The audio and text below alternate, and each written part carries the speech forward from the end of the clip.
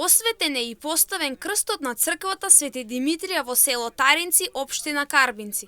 Во иднина, ова место ќе биде наменето за жителите од село Таринци, кои тука ќе можат да ги одбележуваат важните верски и семејни моменти, како крштевки, венчавки и други црковни обреди.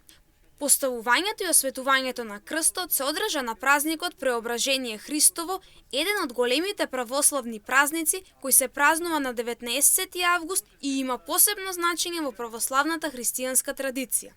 На настанот присуствуваа градоначалникот на општина Карбинци Виктор Паунов, жители на селото и представници на општината.